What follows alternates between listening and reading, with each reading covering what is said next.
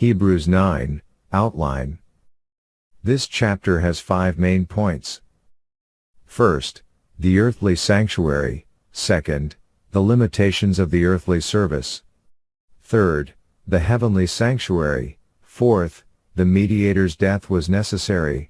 And fifth, the greatness of Christ's sacrifice. Hebrews chapter 9. Then indeed even the first covenant had ordinances of divine service and the earthly sanctuary.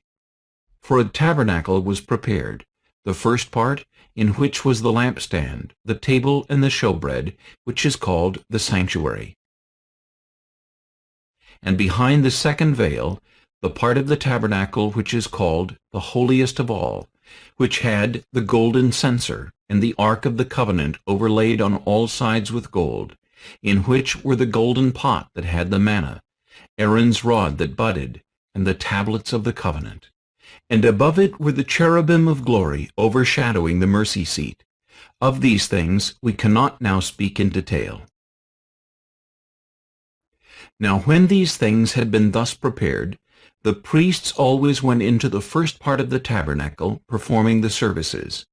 But into the second part the high priest went alone once a year, not without blood, which he offered for himself and for the people's sins committed in ignorance. The Holy Spirit indicating this, that the way into the holiest of all was not yet made manifest, while the first tabernacle was still standing.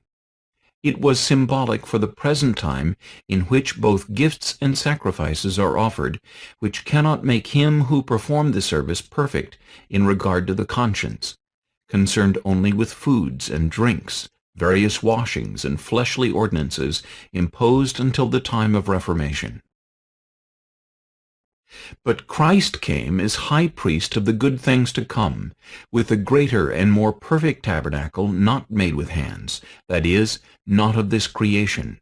Not with the blood of goats and calves, but with his own blood he entered the most holy place once for all, having obtained eternal redemption. For if the blood of bulls and goats and the ashes of a heifer, sprinkling the unclean, sanctifies for the purifying of the flesh, how much more shall the blood of Christ, who through the eternal Spirit offered himself without spot to God, cleanse your conscience from dead works to serve the living God?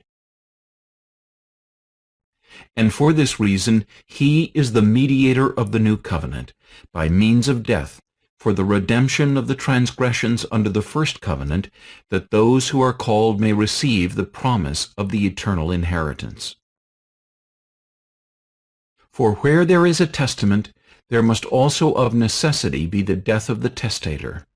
For a testament is in force after men are dead, since it has no power at all while the testator lives.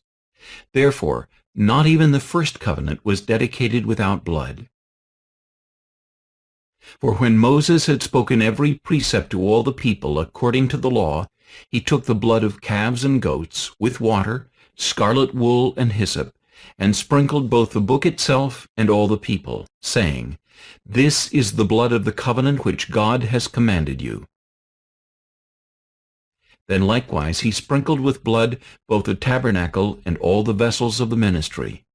And according to the law, almost all things are purified with blood, and without shedding of blood there is no remission. Therefore it was necessary that the copies of the things in the heavens should be purified with these, but the heavenly things themselves with better sacrifices than these. For Christ has not entered the holy places made with hands, which are copies of the true, but into heaven itself, now to appear in the presence of God for us.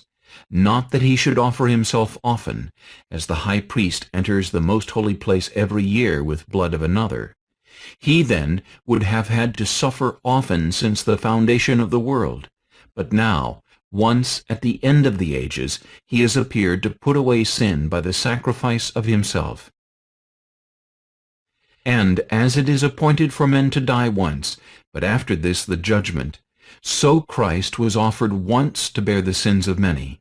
To those who eagerly wait for him, he will appear a second time, apart from sin, for salvation.